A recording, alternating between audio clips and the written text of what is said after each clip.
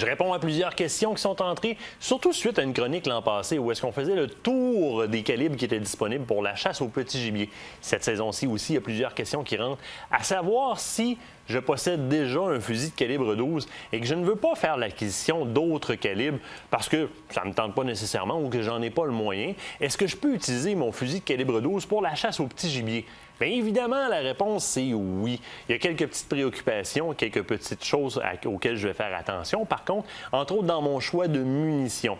On va y revenir. On va regarder principalement les deux fusils que j'ai ici, qui sont les deux mécanismes, si on veut, les plus répandus. Il y a aussi, évidemment, le semi-automatique, mais j'en ai pas apporté ce soir. Ce sont deux fusils qui m'appartiennent, dont je me sers à différentes chasses, dont la chasse au petit gibier, parce que j'ai pas plusieurs calibres. Ils vont dire, par contre, tu as deux mécanismes. Mais oui, j'ai deux mécanismes. J'ai eu la chance d'en avoir un qui m'a été donné, et puis moi, j'ai fait l'acquisition d'une autre arme.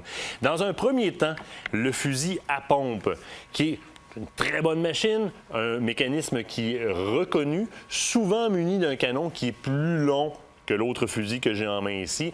Donc, plus long, on s'entend, on va avoir beaucoup plus de précision. C'est d'ailleurs le fusil que moi, j'utilise pour la chasse au dindon sauvage.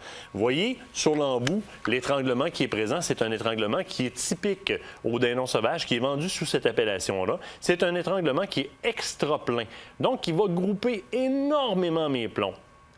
Oui, mais pour la chasse au petit gibier, vous allez dire, je ne sais pas si vous vous souvenez, mais le mois passé, Jeannot Ruel avait justement une chronique dans laquelle il parlait de l'utilisation d'étranglements extra pleins dans la chasse à la perdrix pour aller chercher des perdrix à plus longue distance. Donc, oui, ça peut être intéressant pour votre chasse à la perdrix.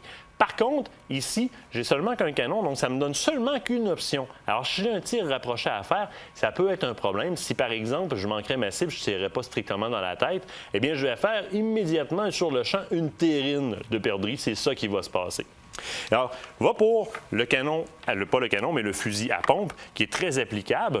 Dans un deuxième temps, fusil que j'apprécie énormément et que j'affectionne particulièrement, je fais mes chasses au faisan avec des fusils de ce type-là, les fusils superposés.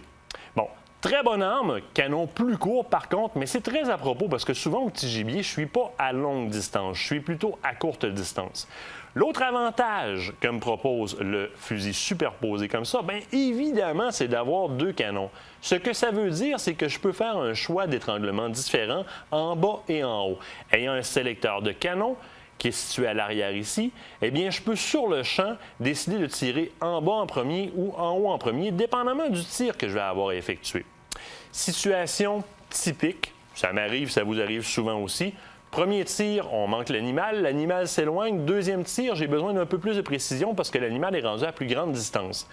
Bon, ma recette à moi, vous faites ce que vous voulez. Ce que j'ai toujours fait, c'est que sur le canon du bas, je mets un étranglement de type cylindrique, donc qui est un étranglement qui va faire un groupement de plomb qui est beaucoup plus large. Et mon sélecteur de canon est pas mal tout le temps sur la position en bas en premier, en haut en deuxième. Le canon du haut, j'ai un étranglement modifié Improve, un Improve Modified. Donc, c'est un étranglement qui est tout juste avant le plein, l'étranglement plein qui est l'étranglement qui précède l'extra plein, donc un groupement beaucoup plus serré qui va me permettre beaucoup plus de précision. Il y a une raison pour laquelle je le mets sur le canon du haut aussi. Le canon du haut étant beaucoup plus aligné avec mon œil lors de l'ajouement, c'est celui avec lequel je vais avoir le plus de précision. Donc, cylindrée en bas, et Improve Modified en haut, groupement plus serré. Je vais jouer avec mon sélecteur de canon si j'ai à faire comme premier tir un tir à longue portée. On parle un peu des étranglements rapidement. C'est quand même un gros dossier. On peut faire notre choix et ça dépend vraiment de tout un chacun avec quoi vous êtes à l'aise comme tir et sur quoi vous tirez. Souvenez-vous toujours que les étranglements sont identifiés par des coches ou des étoiles. Plus il y a d'étoiles, plus mon étranglement est ouvert. L'étranglement cylindrique, généralement, est désigné par 5 étoiles. Lorsqu'on descend vers le plein, l'étranglement plein, c'est 1 étoile. Donc, tout ce qui est entre les deux, c'est tout simplement une gradation du canon de l'étranglement cylindrique vers des étranglements qui sont plus resserrés. Alors, à faire le bon choix, vous allez avoir la bonne portée et le bon groupement. L'autre choix que vous allez avoir à faire pour adapter votre tir par rapport au gibier que vous chassez, c'est le choix de la munition. Sachez que même en calibre 12, il se fait des munitions à très petite charge propulsive qui sont fabriquées et très bien identifiées pour la chasse, par exemple, à la bécassine. Imaginez-vous tirer sur une bécassine avec un 12. Ils vont dire, ben, d'où c'est que tu viens pour nous dire ça? Mais il y a des munitions qui ont été adaptées sur le marché pour ça, pour justement pouvoir conserver une seule arme et tirer sur ma bécassine, aller au dindon sauvage avec, par exemple, une balle qui est adaptée au dindon sauvage avec une charge propulsive beaucoup plus grande, ou par exemple, celle que vous voyez présentement, qui est ma balle, moi, préférée pour faire le faisan. Hein?